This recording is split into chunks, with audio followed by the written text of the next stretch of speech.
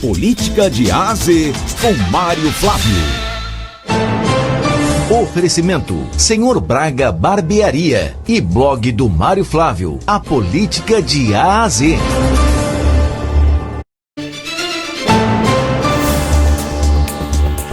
Decisão de Gilmar Mendes une petistas e bolsonaristas. Olha, meu Deus, isso é possível? Mário Flávio, bom dia. Renato, é possível, nem sempre aquelas brigas que acontecem... A PEC da blindagem.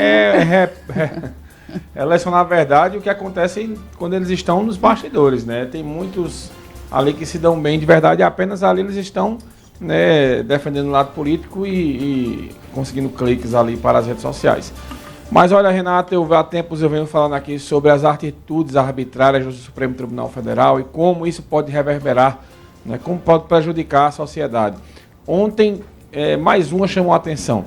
O ministro Gilmar Mendes, numa decisão monocrática, ou seja, na famosa canetada, ele tomou uma decisão que, por acaso, agora um ministro do STF só pode ser empichado por um pedido da PGR e tirou essa autonomia do Senado. Isso irritou bastante os senadores, né? O presidente Davi Alcolumbre fez um texto, né, e criticou bastante a medida. Até o líder do PT no Senado, o senador Randolfo Rodrigues, criticou a medida, dizendo que é uma interferência de um poder dentro do outro. A bem verdade, Renata e Vitor, é que os políticos do STF, os ministros, aliás, do STF, eles estão se blindando para uma situação que provavelmente deve acontecer.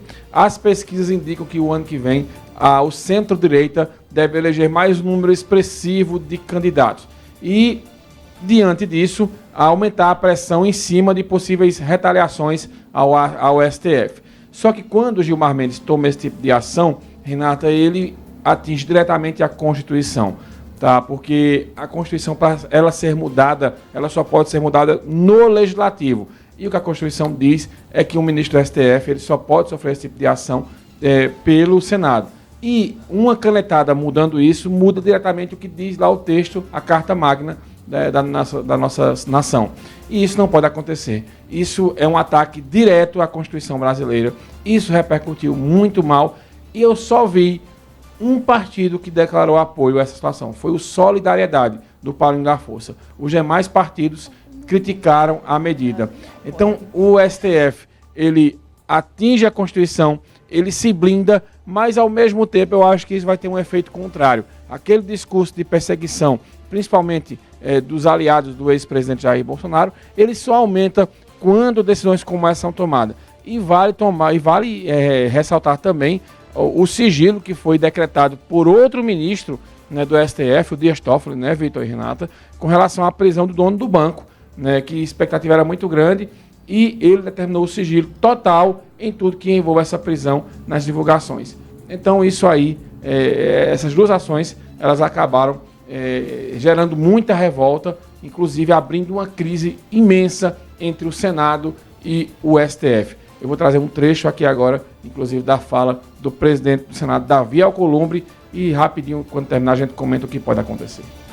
As senadoras e os senadores que esta presidência recebe com muita preocupação o conteúdo da decisão monocrática da lavra do ministro Gilmar Mendes. Monocrática que ainda existe, né? Nos autos da ADPF 1259. Se é verdade que esta casa e a sua presidência nutrem profundo respeito institucional ao Supremo Tribunal Federal, também é que, nesta relação, haja reciprocidade efetiva e que seja igualmente genuíno, inequívoco e permanente o respeito do Judiciário ao Poder Legislativo brasileiro, as suas prerrogativas constitucionais e a legitimidade das nossas decisões. A decisão judicial vai de encontro ao que está claramente previsto na Lei número 1079 de 1950, que assegura a qualquer cidadão o direito de propor um processo por crime de responsabilidade.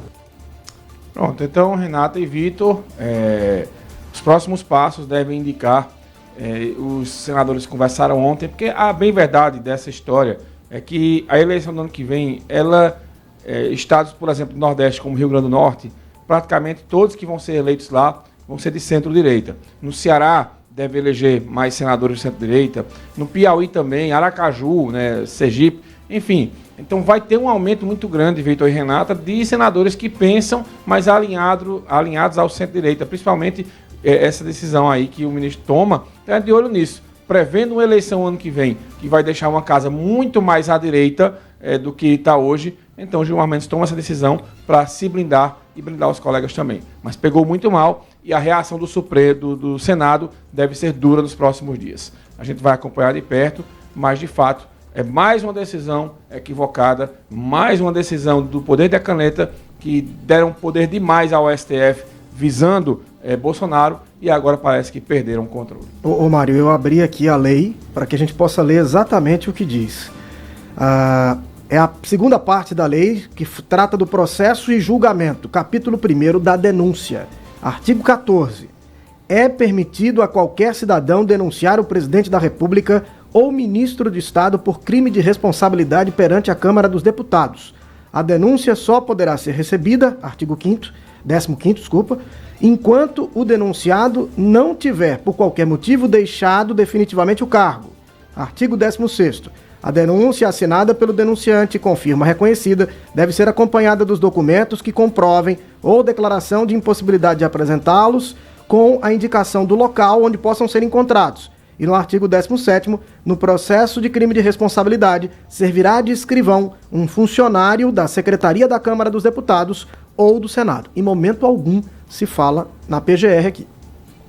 Ele atropelou tudo, né, Vitor? É lamentável, né? A gente vem falando, independente da pessoa gostar ou não de Bolsonaro, desse pessoal aí do 8 de janeiro, que muita gente extrapolou, é bem verdade, e teve que ser punido, mas o STF não pode ter um poder total de estar invadindo o poder, como ele vem fazendo, né, ultimamente. E essa decisão aí eu acho que a própria PGR, ela vai se manifestar contrária a isso. Né? Diz, olha, me tira dessa aí, porque o procurador já passou ali, né, batendo na trave, quase não conseguia ser reconduzido.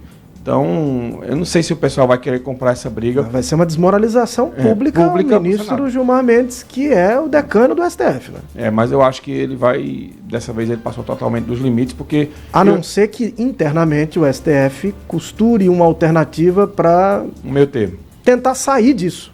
Eu não vi até agora, essa corte especialmente, eles adoram se pronunciar, né? Eu não vi ninguém se pronunciando a favor do Gilmar Mendes, porque geralmente eles emitem notas, né? Os que sempre falam, né?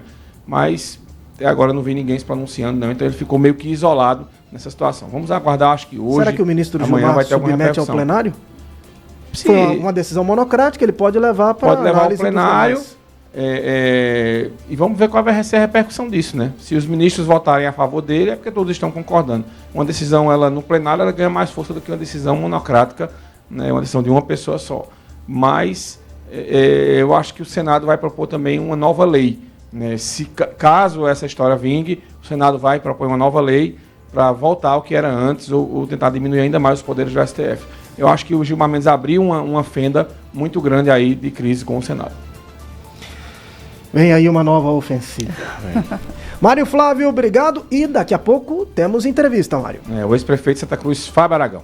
É isso aí. Até já, Mário. Até. Manhã Cidade. Política de A a Z com Mário Flávio. Oferecimento: Senhor Braga Barbearia e blog do Mário Flávio. A política de A a Z.